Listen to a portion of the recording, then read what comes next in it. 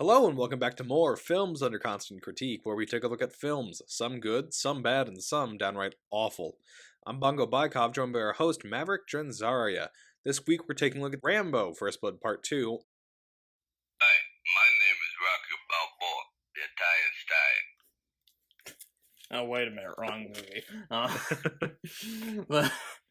Okay, so Rambo First Blood Part 2. I think we should start with the title. Okay, It's kind of atrocious. it's so long, like... It's kind of weird because you would expect Rambo to be the subtitle, but in this case, the title of the movie is Rambo, and the subtitle is First Blood Part 2. I did actually find out why it was titled Rambo. It's because Stallone wanted the series to be named after the lead character. Oh, it's kind of like Rocky? Like the Rocky films, yeah. Imagine a title drop in this movie. I am Rambo, First Blood, First Blood Part 2. Yeah. They drew First Blood Part 2, not me. Or they could have titled it Second Blood. I mean... Yeah, that would have worked too. But okay, so Rambo First Blood Part 2, or Rambo, as some people call it, which again, that's gonna get confusing with some later ones, was released on May 22nd, 1985. It cost $25.5 million and made $300.4 million, which makes it the second highest grossing movie of 1985. What was the highest grossing? Back to the Future. Oh, okay, that makes sense. And Rocky IV was also one of the highest grossing movies of 1985. Yeah, Rocky IV was third. So. Okay. Stallone just kind of dominating them. Yeah, 1985. And it was directed by George P. Cosmatos. And his other directing credits include Leviathan. Have you seen Leviathan? I haven't seen it, but I have heard of it. Which, that movie actually also has Richard Crenna in it. Oh, really? Yeah. And you know what it is. It's like a Alien slash The Abyss slash The Thing ripoff. And the cast of that movie is interesting because you have Peter Weller, RoboCop. Oh. He's the main character. Marv from Home Alone is in it, Daniel Stern. And Meg Foster, who was in Masters of the Universe. That is a very interesting cast. It's an interesting movie, actually. It might be my favorite Alien ripoff, actually. It's actually an entertaining movie. And he also directed Tombstone. Oh. So he's got a couple big movies. Yeah, and what's interesting about that movie is he replaced Kevin Jarre as director on that film. And Kevin Jarre wrote the story for Rambo First Blood Part 2, so there's more connections there. And speaking of the script, it was written by Sylvester Stallone and James Cameron. I think I heard about that.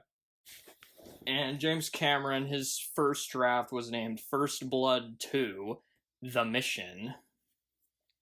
What a title. Not as catchy as Rambo, First Blood Part 2. But yeah. And he was writing it at the same time he was writing Terminator and Aliens, by the way. That's very busy. Apparently had to work on them on 3 separate desks so he wouldn't confuse the 3. Working all of them at the same time. And one thing I've heard is that supposedly Cameron wrote all the action and Stallone wrote all the politics.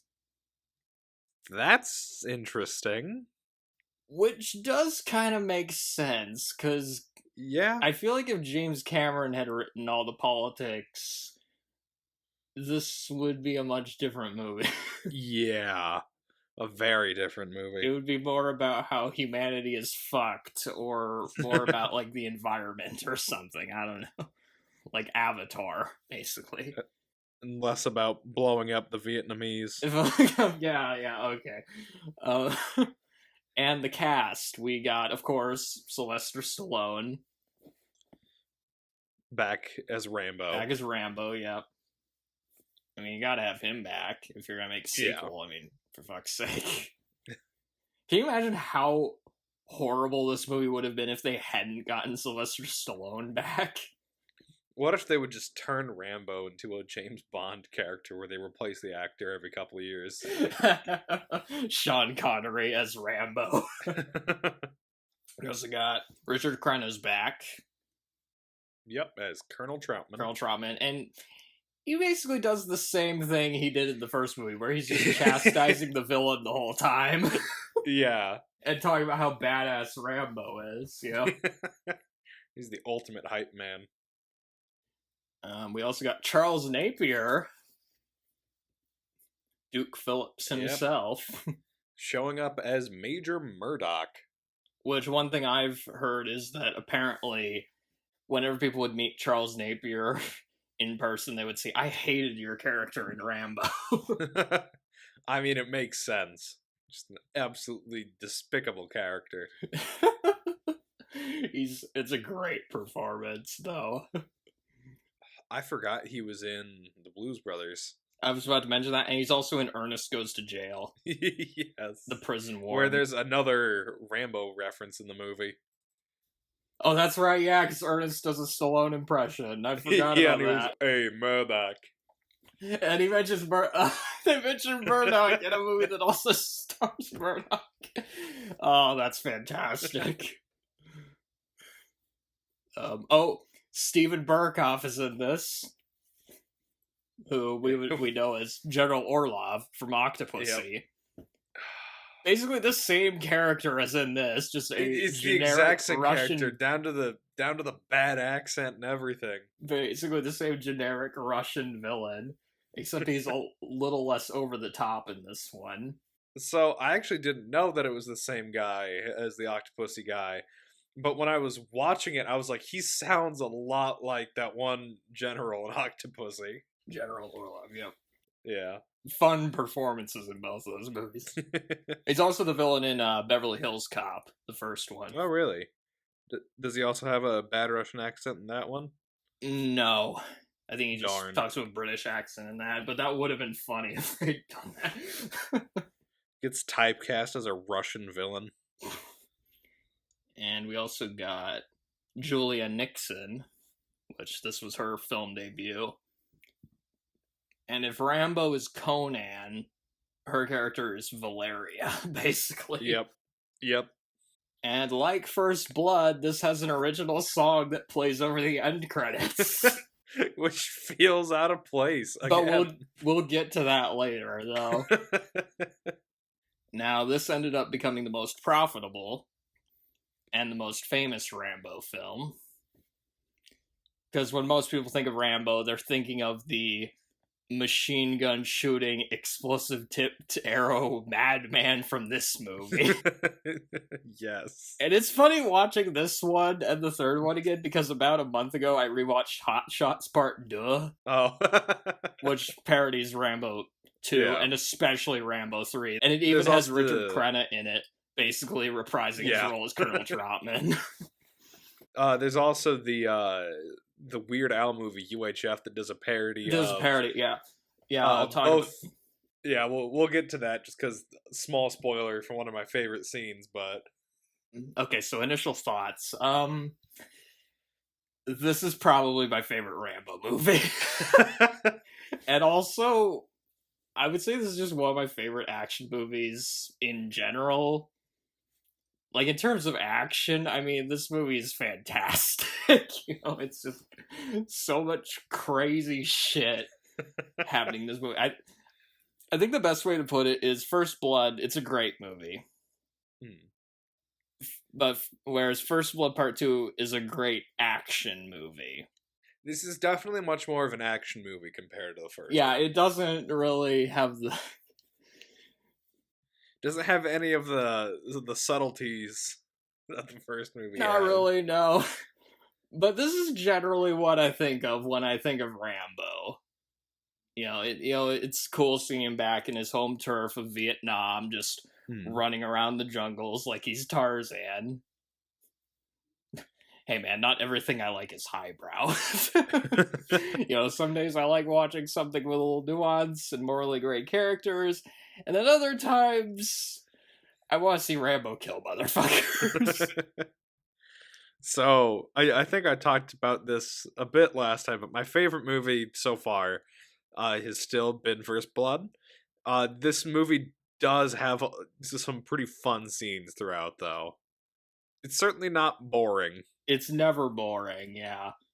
But I think, again, it's just Sylvester Stallone, I think, is what makes this. Like, Oh, yeah. he has a lot of presence, despite not even talking that much.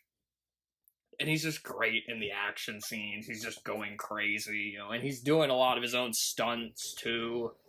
Yeah. And the guy is just jacked. Like, he was working out a lot at the time, Especially with Rocky 4 filming. This series also sort of reminds me of the Death Wish movies, where the first one was like a really serious, like, psychological drama where Charles Bronson, like, he kills like a few people, and then the sequels are just ridiculous. The sequels, like, by the time you get to like the third one, he's like mowing people down with a machine gun, just firing it from the hip. It's hard to think of other examples of series that have done it this rapidly, where it starts off as something like really thoughtful, and then by the next installment, it just devolves into pure insanity. Oh, Texas Chainsaw Massacre. That one kind of did. Yeah, that one gets insane. The second one is like the first one. But in a way, though, this does kind of feel like a logical stepping point for Rambo, because the guy clearly he clearly doesn't want to go back to society. Yeah. So where else is he gonna go? Yeah, and the only other option you would really have for a sequel would be to repeat the first one.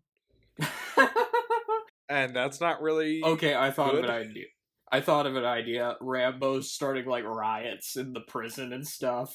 He's yeah. Basically a Prison Break movie with Rambo. I mean,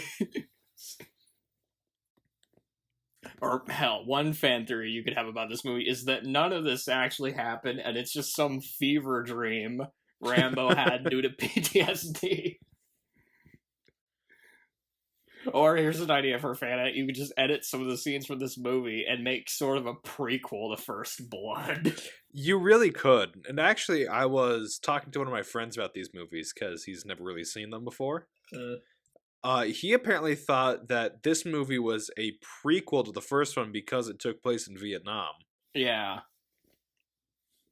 Okay, let's just get into the recapping of this fucking thing.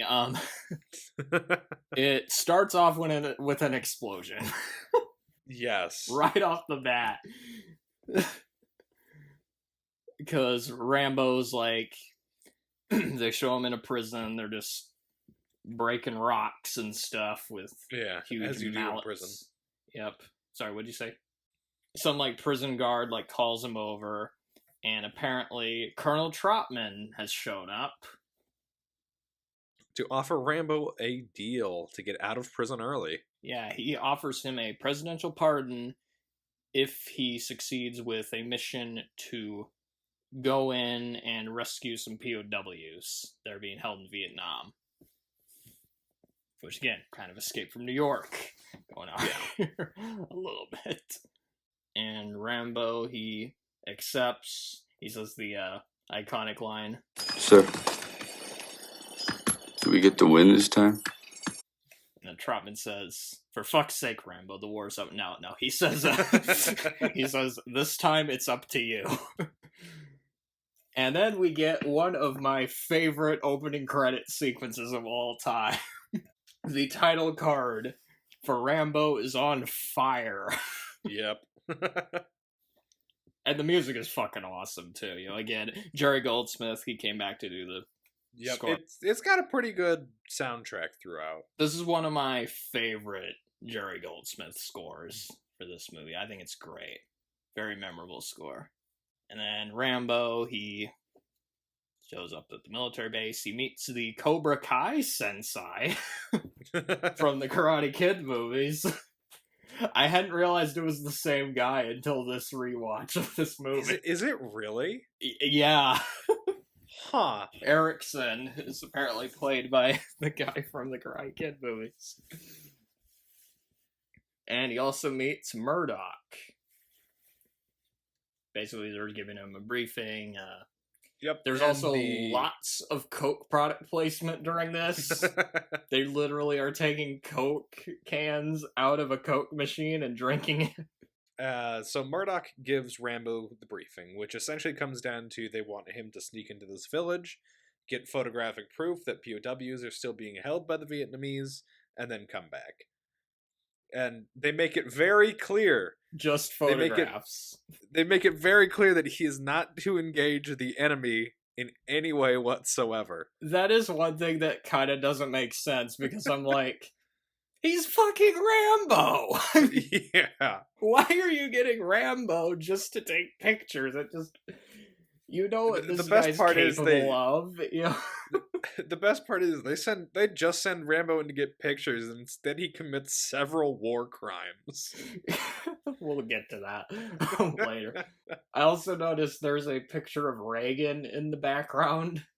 Oh, I did not notice that. I had to like zoom in a little bit just to like make sure, you know. I like went back, so I was like, wait a minute, is that a picture of Reagan? And apparently it is. Maybe that's why Reagan liked this movie.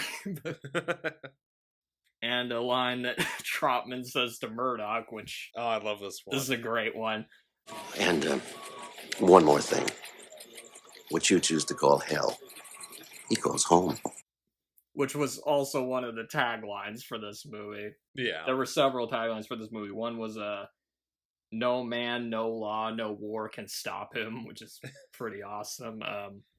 They sent him on a mission and set him up to fail, but they made one mistake. They forgot they were dealing with Rambo. It's pretty good, but it's very long. Also noticing there is a lot of sweat in this movie. It's pretty hot in Vietnam. Lots of shots of Stallone's arms and chest, too. Because he's, like, gearing up, you know, he's getting all his weapons, including his knife. Of course, Rambo has his knife in this movie. And he's also rocking a bow and arrow. Yep, of course. I wonder if he'll use that in this movie. And Rambo also realizes that Murdoch lied about serving in the war, which... Why would he lie about, like, where he served? Or the fact that he even served in the war. That doesn't make any sense. The only, like, thing I can think of is it could be that Murdoch's trying to build some sort of trust with Rambo. Which backfires completely, because he literally says to Trotman, "You're the only one I trust," because of this, which that seems to be a recurring motif in these movies.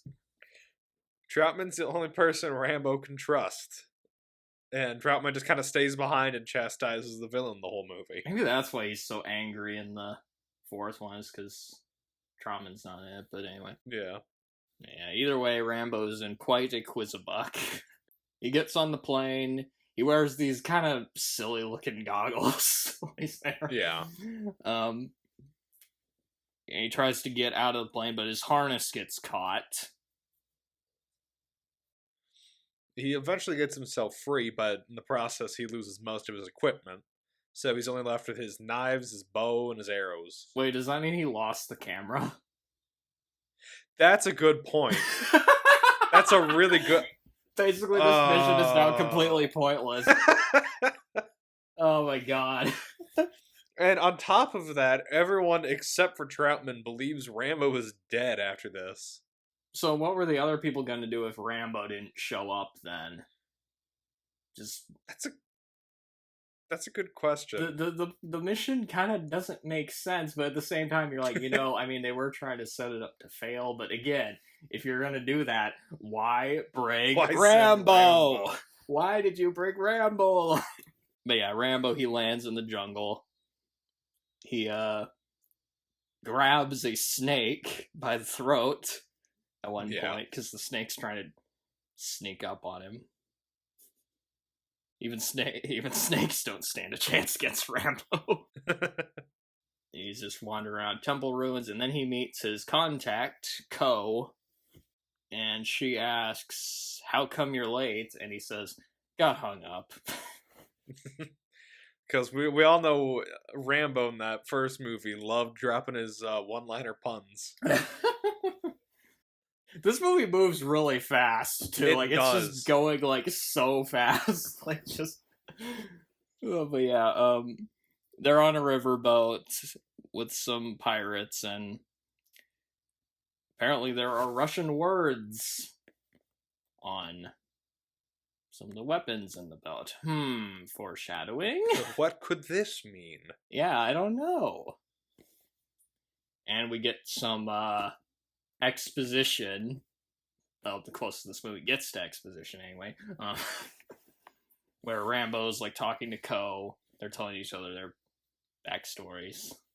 Yep. And Ko basically talks about how she wants to move to America. Yeah, she's fighting because her dad died, basically. Yeah. It's too much death here. Death everywhere. Just want to live, Rambo. Maybe go America. Live the quiet life.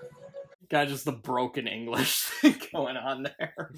Which, it's an interesting scene, though. You get some, Rambo has this one line where he says, "Survive a war, you gotta become war."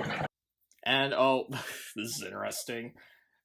Apparently, Rambo says that he's expendable.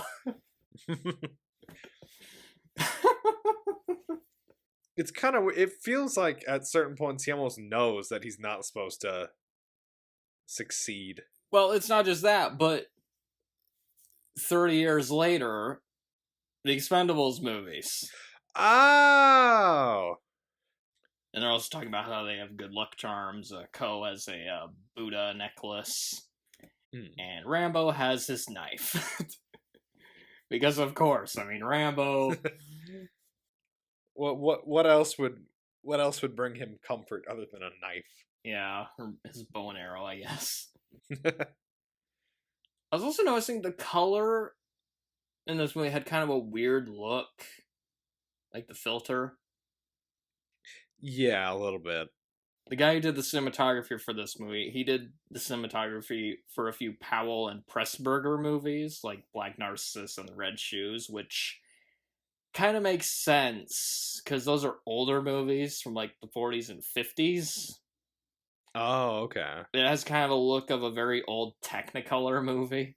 And that was another thing I mentioned when we were doing the First Blood podcast, is that the first two Rambo movies don't really feel like 80s movies. They don't really look like 80s movies. Yeah, they do feel a little, especially the first one. The first one more so. This one, I still kind of feels like a 70s movie a little bit. In, the look and stuff. And yeah, so they find a camp and sneak around. And then they find POWs. Which Rambo decides to save one of them instead of taking photos of. Yeah, he tries to... Yeah, well, his camera's gone. Yeah. What other choices? You can't really get photos. He tries to rescue one of them. He kills one guy. So now the body count has started. And it only escalates from here. Yeah.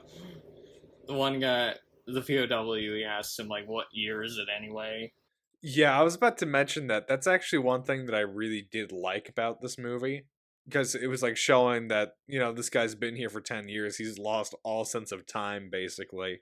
Yeah, he tells him 1985, and then, he gives, a really sad face. There's a boat fight. Which ends with Rambo using an RPG to blow up a boat. Yeah, he uses a rocket launcher. I also like how he ducks down when another boat starts shooting at them. And I like the part where he stabs a guy through the boat, with his knife. Oh, yeah. Up on top of the boat, yeah. And then we get a callback to the that line from earlier where right before Rambo is leaving Coach, he says, Rambo, you're not expendable. and then 25 years later, I do like that line though, you know. It is a pretty good line. Because it kind of shows you, I mean, poor Rambo, he feels like nobody appreciates him in these movies, and so finally he's getting some kind of validation from somebody. And that's, that is a pretty big part of the first movie when he gives that kind of speech towards the end. It's basically, we came back fighting in hell and no one was thankful. So this movie does include a few of the themes of the first one, but... but not a lot. Like, really, about all you get from this is, I guess, just... He still feels like the Vietnam veterans weren't treated well. Yeah. Another thing I was also noticing, the Vietnamese characters, they're not really given any personality in this. No, not really. Most of them are just there as, like, meat to be blown up by Rambo. They might as well just be targets and clay pigeons in this movie. Yeah. He's trying to catch up to the helicopter, but then... Murdoch calls in. And he tells the helicopter to abort the mission. Making Troutman very upset. What a Duke-tastrophe. And of course Rambo gets captured, and we get the first of many scenes of Troutman chastising the main villain, Murdoch. Yep. This one's pretty good, right here. He's, like, basically accusing, like, Murdoch of, like, just doing this for money, which, yeah, he's a bureaucrat, of course. What do you want to do? Start the war all over again? You want to bomb Hanoi? Want everybody screaming for armed invasion? You think somebody's going to get up on the floor of the United States Senate and ask for billions of dollars for a couple of forgotten ghosts? Men, goddammit! Men who fought for their country. That's enough! Basically just a scene to, like, get people to hate Murdoch. Yeah. Because they really do a good job of making Murdoch a despicable character. He's a villain you love to hate, you know? Yeah. And he is a bit... He does come close to being a bit caricaturish, but I think Charles Napier's performance... He does it really well. And then right before Troutman leaves, he says to Murdoch... You're the one who's making the mistake. Yeah, what mistake? Rambo. Oh, I love that. And then, speaking of Rambo, we cut to poor Rambo. He's in a mud pit with leeches. Yep. Kind of gross. Yeah, it is. And then the Russians show up. Because it's an 80s action movie. You gotta have Russians in there somewhere. General Orlov, Colonel Podovsky is one of them. And we essentially get a small torture scene. They take him to be tortured, yeah. They're, like, electrocuting him. And eventually, when Rambo refuses to give in and give them the location of, Murdoch and Troutman, he cuts into his face with a hot knife. His own knife, too. Yeah. I did find it interesting, though, that Podovsky was, like, sort of trying to reason with Rambo. Yeah. He's, like, trying to act like he was understanding of his situation. And he even calls him, like, a comrade, just saying they're opposed by an act of fate. Yeah. And, of course, Rambo appreciates all this by saying, fuck you. And I didn't realize until reading the trivia, those are the only words Rambo says to Podovsky in the whole movie. That's pretty good. Yeah. Then Goldfinger says, no, Mr. Bond, I expect you to die. Oh, wait a minute, wrong movie. Yeah, the electrocution torture. I also like how Podovsky's, like, taunting Rambo by reading the transcript of the helicopter broadcast, just to rub it in that... He's been abandoned, basically. And then he forces Rambo to call the base on the radio and talk to them. And he asks to talk to Murdoch, and we get one of the most iconic lines from the movie. I mean, Murdoch.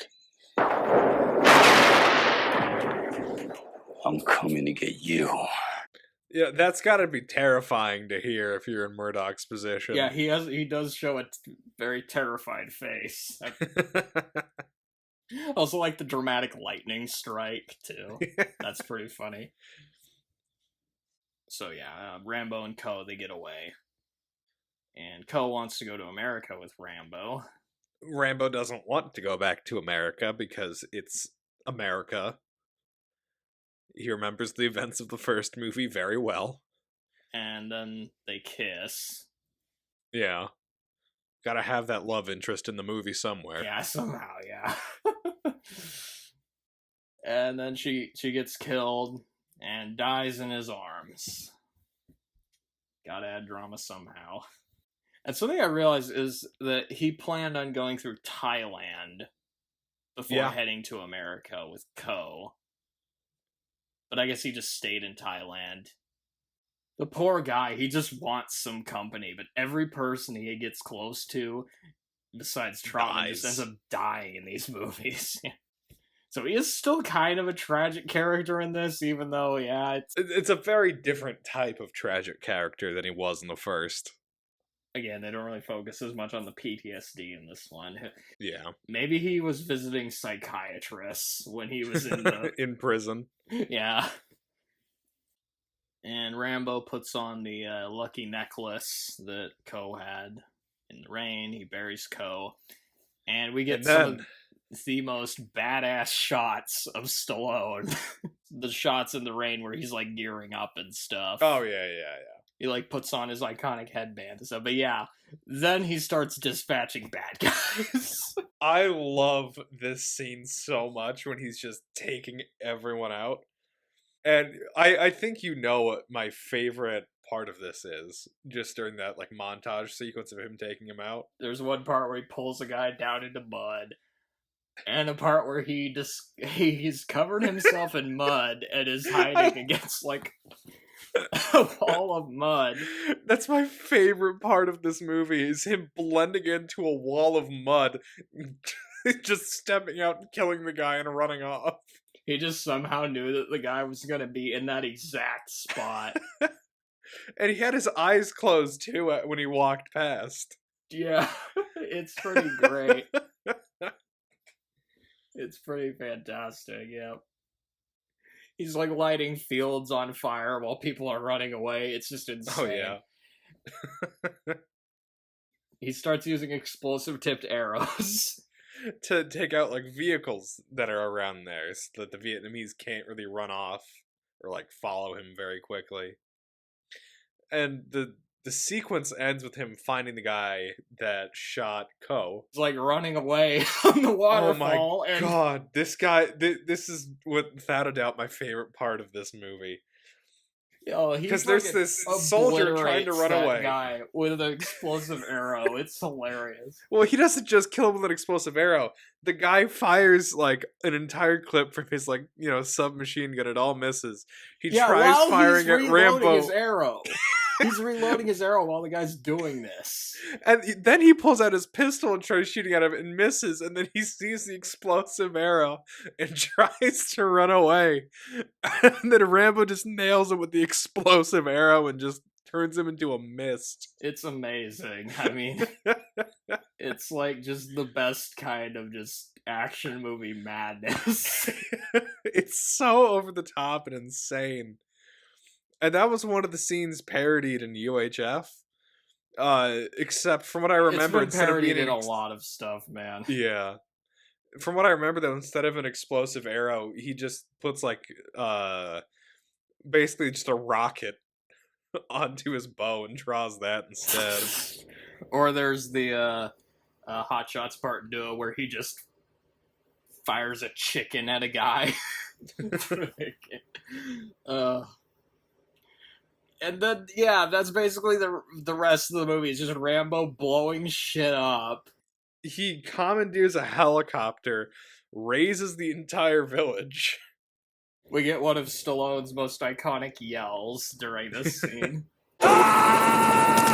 He's like using a machine gun to like gun people down. It's just These guys It's just madness. don't stand a chance against Rambo. I mean, It just devolves into madness. but it's amazing. Like, this is what I love in the Rambo movies. It's just the scenes where he just goes completely just Insane. he like just snaps and then just kills a bunch of people. Yeah.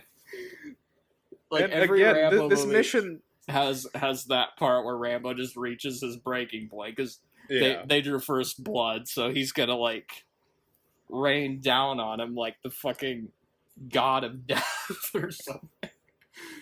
And this is what I mean too at the beginning. They sent him in to get photographs, and he just races a village in a country that they're no longer at war with.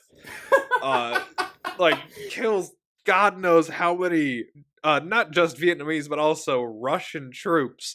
That would have been a big problem.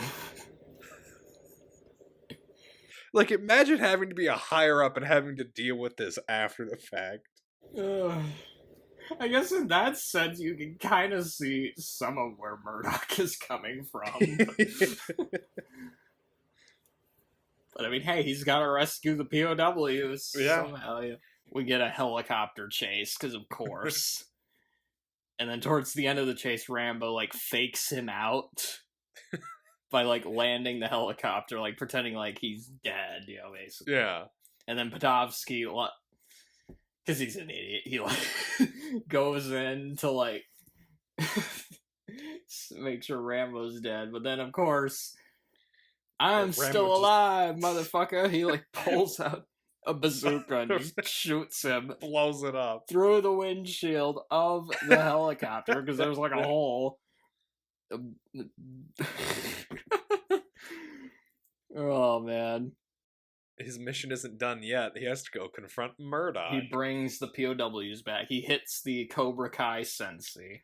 And then he goes and shoots a bunch of computers and other equipment.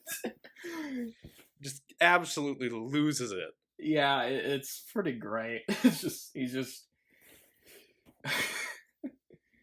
like, here's what I think of all your computers and stuff. Just unloads all these machine gun rounds into him while yelling. Again, it's just the best kind of just action movie madness right here. And it ends with Murdoch trying to defend himself, saying, like, I don't make the orders, I take them just like you. I swear to God, I didn't know it was supposed to happen like this. It was just supposed to be another assignment. And then Rambo goes, mission accomplished, and just stabs his knife into the table while staring down Murdoch. Yeah, you think he's gonna fucking murder Murdoch, right? Rambo, or First Blood 1, Rambo would have definitely murdered Murdoch. And I like this part here where he's like threatening Murdoch. He says, You know there's more men out there. You know where they are. Find them, or I'll find you. and I read the novelization for this movie, and apparently at this part in the novelization, it literally says that Murdoch shit his pants at this part. Which I'm like, That's pretty good. Yeah, I mean, I would too if I were in his position. And then Rambo's walking away from the base, and Trotman goes and talks to, oh yeah, Trotman's in this movie.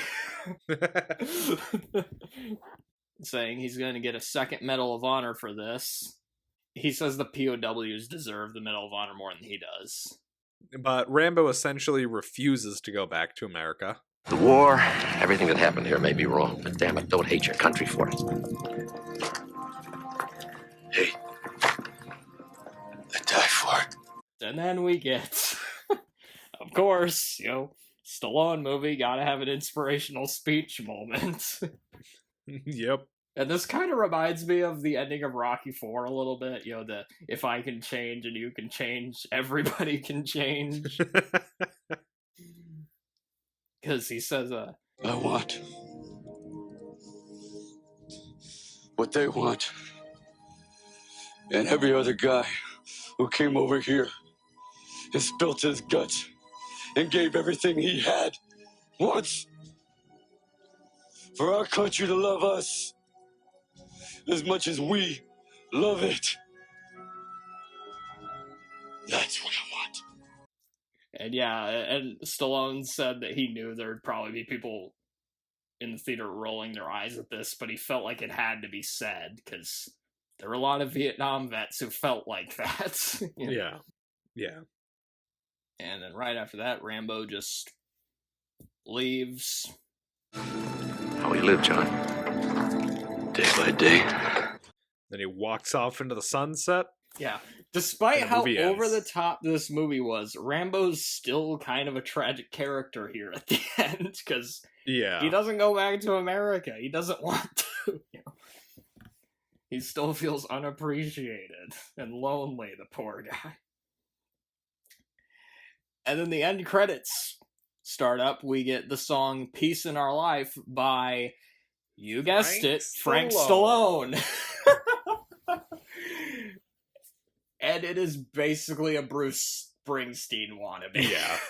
Yeah. I'll admit, I like the song. It's corny as hell and doesn't really match the movie. But I've listened to it so many times, so I guess there's something that makes me want to go back to it.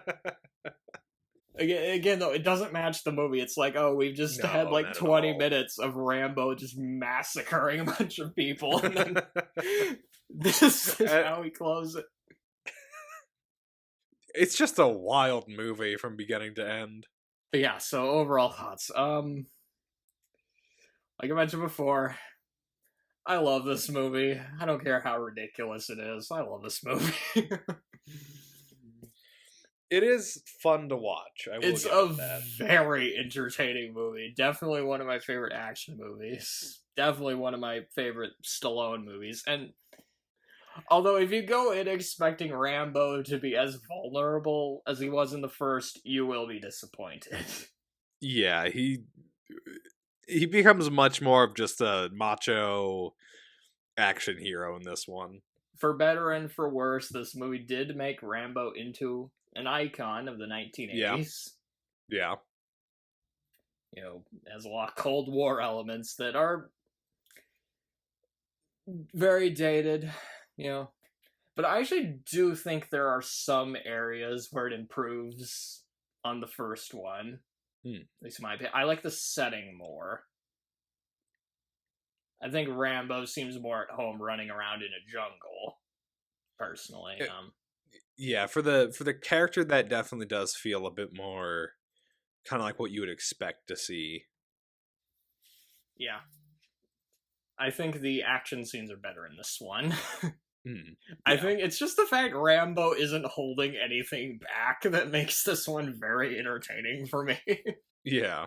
He's just going all ballistic on because in the first one, it's like he's still struggling to, like, you know, keep it all in, but with this one, he's just like, fuck it. And the music and camera work, I think, are very good. Yep. I think it's a more quotable movie than the It first. definitely is, and I think that is partially because it is mostly just an action movie at this point. And I think it's a more memorable movie than the first one. Yeah. I hadn't seen this movie in years, yet I could remember tons of lines and scenes from it, no problem. And I think Murdoch has more fleshed out motivations than Teasel did in the first movie. Yeah, it feels a little bit more understandable than Teasel, who's just doing everything because pride. Murdoch's motivations aren't anything groundbreaking, especially back then. But he has them. You know, and Charles Napier's performance, I think, is good too, which helps. I like Ko in this, actually, and her scenes with Rambo. She's pretty good. Rambo's not really the romantic type, but she's really the only person I can buy him falling in love with, honestly. Yeah. Like, you know, another soldier that's, you know, just, yeah. And I think she has good chemistry with Stallone in this, too. Yeah. In 1985, Stallone was really just in the best shape of his life. Like, For sure. Definitely doing this and Rocky 4 at the same time helped with that. you look at him in this and Rocky 4, and goddamn, that man was working out. You know, this. And again, I like Rambo as a character. Yeah. I mean, what's more American than apple pie? Rambo is. I do think the first one had more substance. And while it was still preposterous in some ways, it was more realistic than this one. Yeah. I did like Colonel Trotman more in the first one. Troutman felt like he had more of a purpose in the first one, because in this one, all he really does is get Rambo out of jail, and then talks back to Murdoch, and that's about it. Yeah, when you really think about it, he doesn't do much in these movies aside from get mad at the villains and talk about how badass Rambo is, like he's his cheerleader. I mean, just... Yeah. Now the politics in this movie. Obviously the Rambo movies, they've gotten a lot of criticism for the the politics. I feel like that's kind of missing the point. I'm not really watching any, Rambo movie from this one on about the politics. Hell, even the first one, if you take the politics too seriously, I mean, Because this one, it can be very, very easily interpreted as a pro-Vietnam War movie. But they clearly made this movie because they wanted an interesting backdrop for an action movie. Yeah. Sort of like with Guns of Navarone, The Dirty Dozen, or The Wild Geese.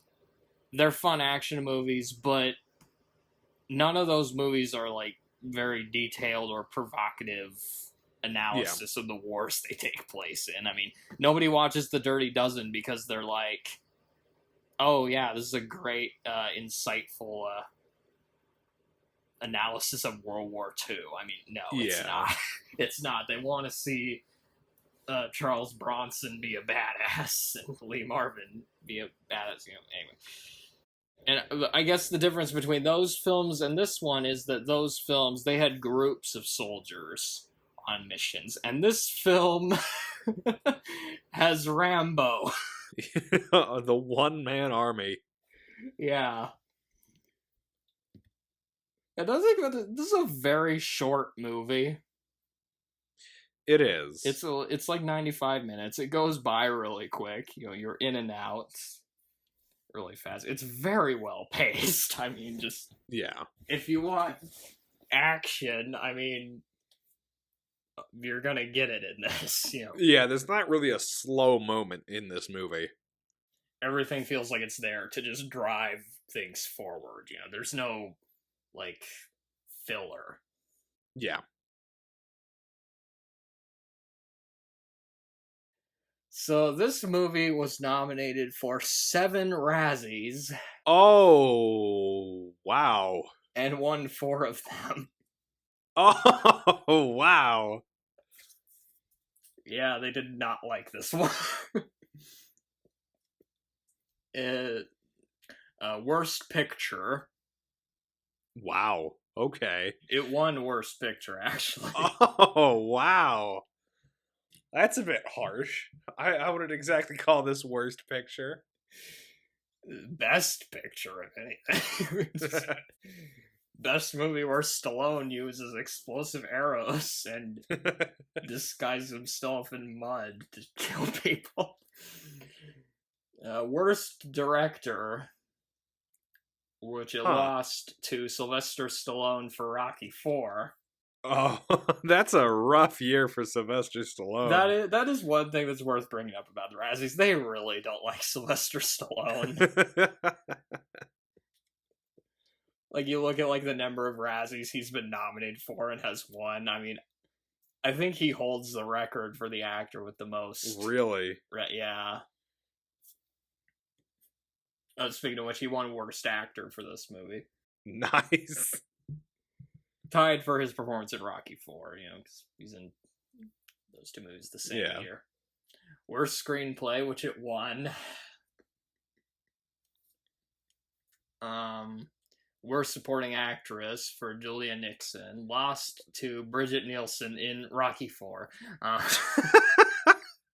This is just a rough year for Stallone movies in the Razzies, huh? Worst new star for Julia Nixon, lost to Bridget Nielsen in Red Sonja and Rocky IV. And okay, this one makes a little bit. This one kind of makes sense. Worst original song for the Frank Stallone song "Peace in Our Life," Yeah, okay, I can believe that one. which it won. Damn, that's harsh. Although, before you feel bad for Stallone, a lot of the other movies that were nominated that year aren't remembered at all nowadays. So I think he won in the long run. Yeah. I mean, who the fuck remembers Fever Pitch or Revolution? Okay, on a more positive note, this was the first and only Rambo film to get an Oscar nomination. Oh, okay. It was nominated for Best Sound Effects Editing. Yeah, that's fair. Or Best Sound Editing, as it's now called. It lost to the highest grossing movie of that year, Back to the Future. Oh, yeah. And apparently, Siskel and Ebert enjoyed this movie. Gave it 2 thumbs up. I would have thought they'd be really harsh on this one. Yeah, no, that's a bit surprising. They did criticize it for being a bit illogical and Yeah. somewhat racist. Which I can kind of see why. Yeah. I mean, but thought it was well paced and made for an entertaining action film, which, yeah, Yeah. it does, yeah. Leonard Maltin. Oh, boy. What do you want to guess he gave it? I'm gonna guess he hated the movie. I'm gonna go with a 1 star. Well, technically he doesn't have a 1 star, but his lowest rating is a bomb. Oh, okay. And then there's 1.5 stars. But are you guessing? We'll go 1.5 then. We'll one go and a 1.5. half. Okay, same rating he gave First Blood. Yeah. Yeah. And lower than he gave. Yeah. Batman Forever. He gave it 2 out of 4 stars. Wow. He's feeling generous. A little bit better than the rating he gave First Blood.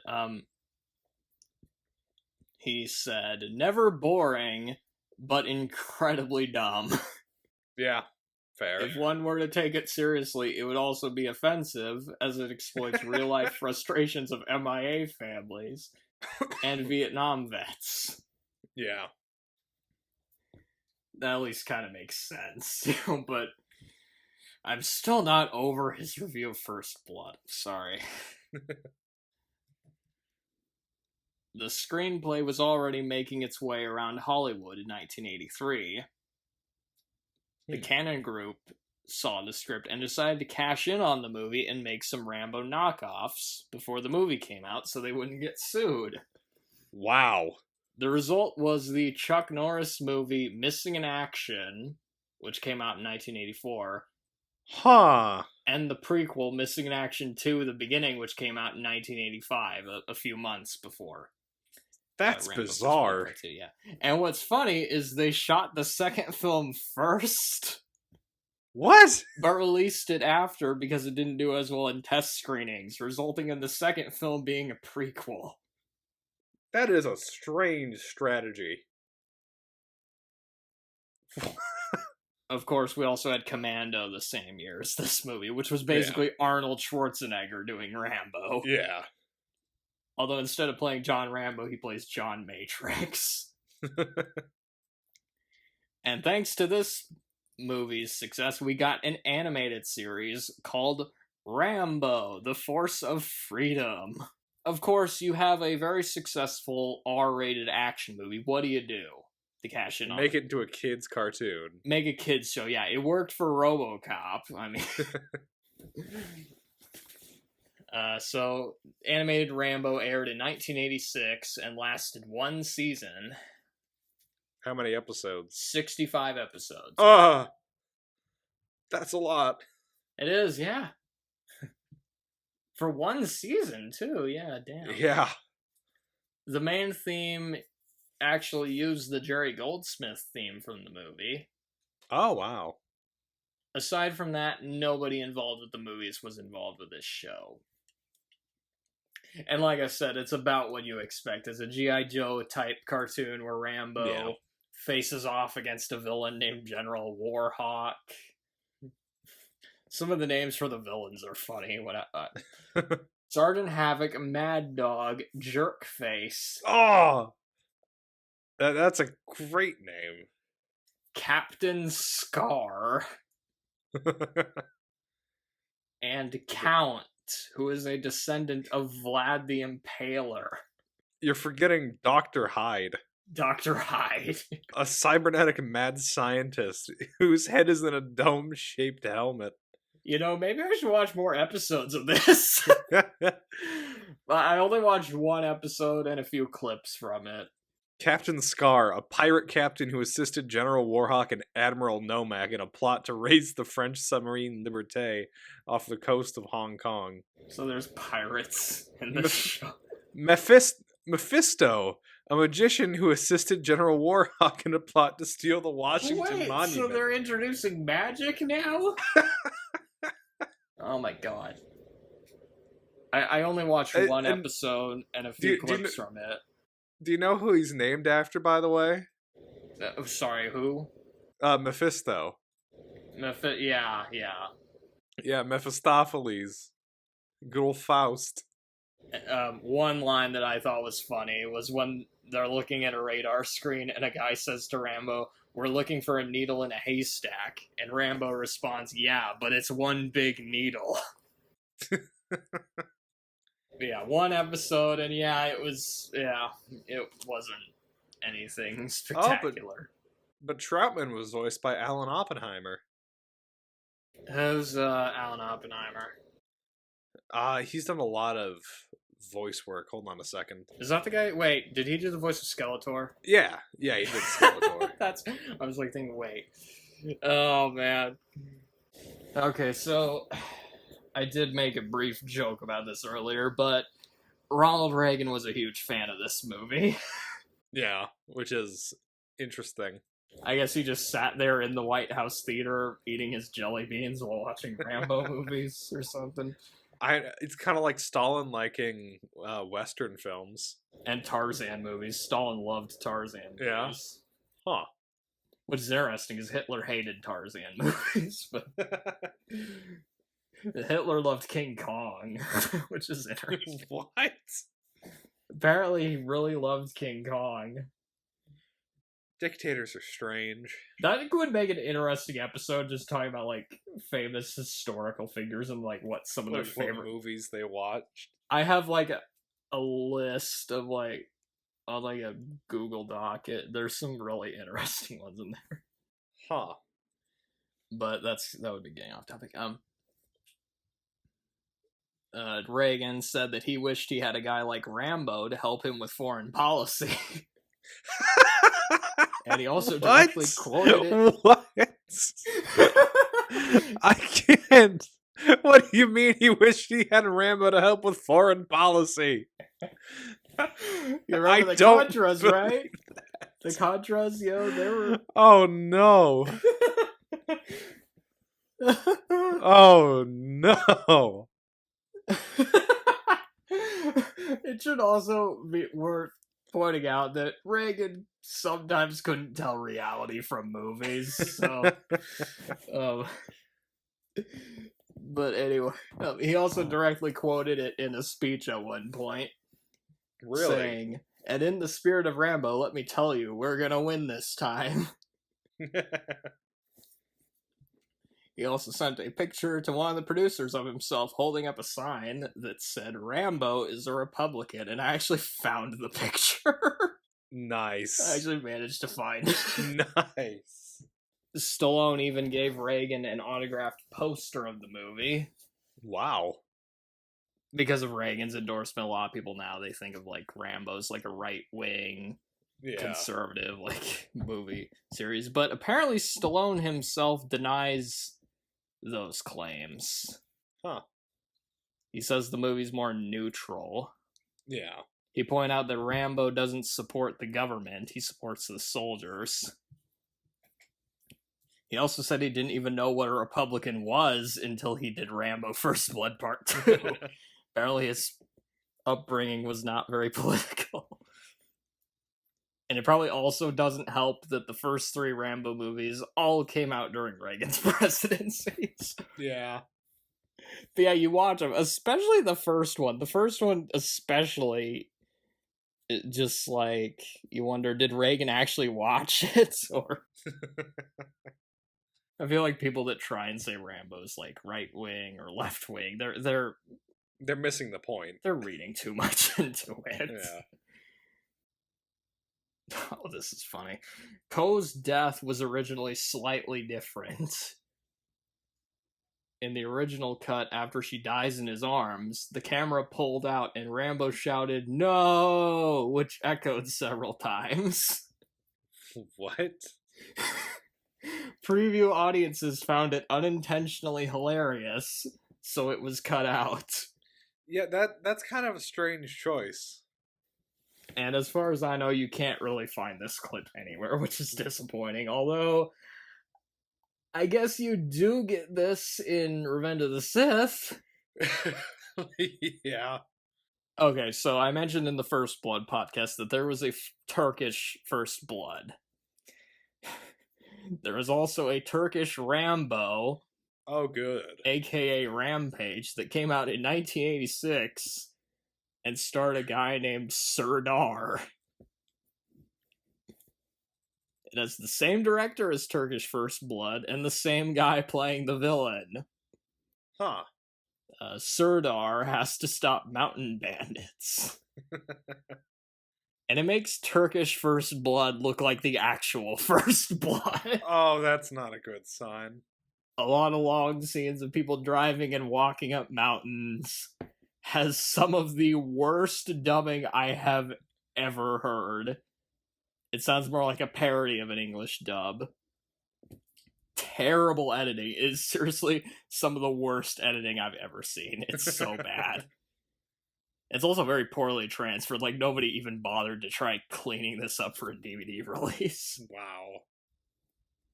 It also takes a very long time for it to become a Rambo movie. However, when it does become kind of fun. That's good. He keeps randomly finding bazooka ammo on the ground while he's just running around, because that's how that works. Oh, that's convenient. That's some video game logic right there. Oh god, it is! That literally is video game logic. I got my own piece of trivia. Oh, okay. When this film was released in the Soviet Union, dialogue was changed so that the year is 1943. The Soviets are Nazis, the Vietnamese are Japanese, and the POWs are World War II prisoners ostensibly still being held somewhere in the Philippines. What? So they completely recontextualizes the movie.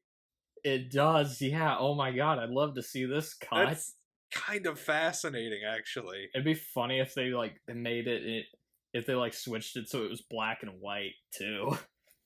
Yeah. I guess at that point it would just feel like that one Tarzan movie where he's fighting Nazis in the jungle. Supposedly John Travolta was going to play a character named Lieutenant Brewer, who is a tech sidekick for Rambo in this movie. But that idea was ditched, as Stallone didn't like that his sidekick got all the cool dialogue. Basically, it would have made this movie more of a buddy comedy, with Travolta being the wisecracker and Stallone being more serious. That would have changed this movie. Yeah. And then at the end, Rambo would have had to save him from the POW camp. I do think it still would have been funny if they did like a non-Rambo buddy comedy starring these two. Yeah. But that would have been so out of place in this fucking movie. Like, Yeah. It would have been even more ridiculous than what we ended up with. Apparently, there was an action movie from Kuwait called Second Blood, released in 2016. Good. And the character was named Yusef Rambo. And yes, it is a ripoff of First Blood and Rambo First Blood Part 2. That's what it sounds like. Unfortunately, I cannot find a copy of it. Hmm. But if I do, I will watch it. Hell, maybe we'll end up doing a podcast on it. We haven't done enough foreign films on this podcast. Might as well. Yeah. Dolph Lundgren was supposed to play Podolsky. Oh, that would have been interesting. Before Stallone realized that he was also playing the Russian villain in Rocky 4. Yeah. Huh. Because, yeah, that would have been a bit excessive. 2 Stallone movies the same year with Dolph Lundgren as the villain. Yeah. I've got another piece of trivia. Yeah. This movie is banned in Zimbabwe. In Zimbabwe, huh? No reason here is given. Thanks a lot, Mugabe.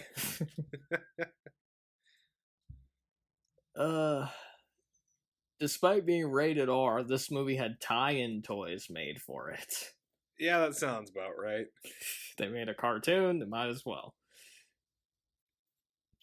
UHF has one of the more famous Rambo parodies, where Weird Al has a dream where he's Rambo.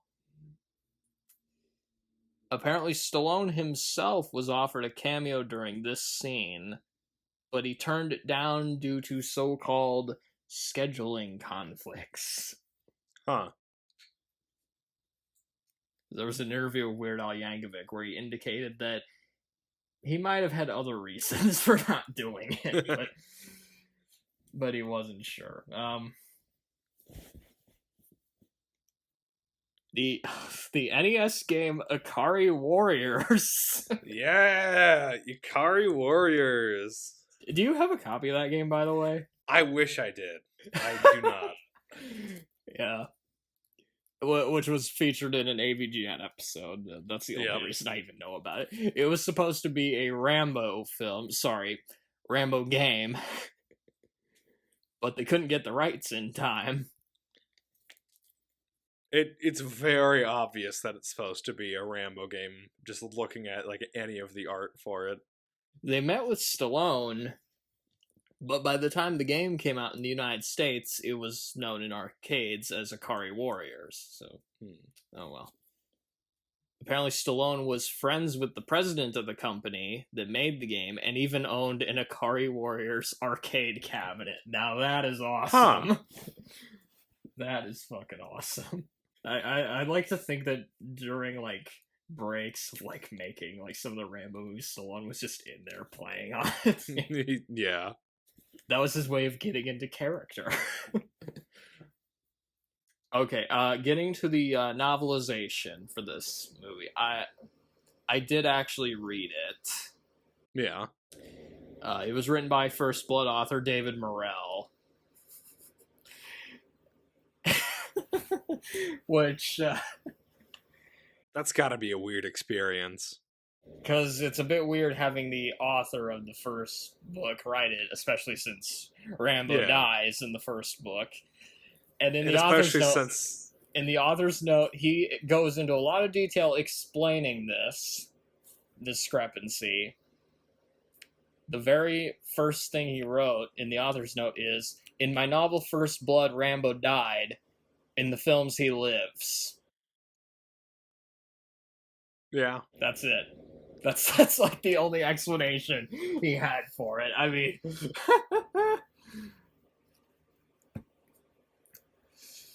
It was based on James Cameron's first draft, so the tone is a bit different. Although the plot outline is about the same. Okay. Basically, none of the politics from the movie end up in the book. Huh. So maybe he had a point with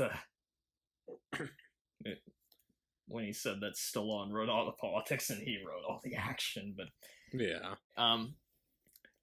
Rambo is shown as a more self-loathing character, Really? which is shown in the opening. Instead of meeting Trotman while breaking rocks in the prison, he's in his prison cell. And before leaving, he burns his belongings, including some old pictures, basically to signify that he's leaving the past behind. There's less action, and some of the kills are more gruesome than in the movie.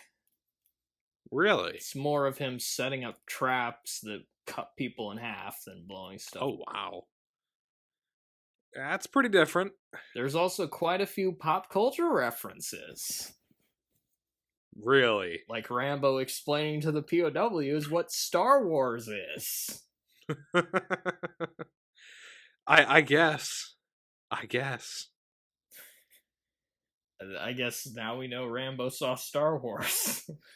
When did he have the time to do that?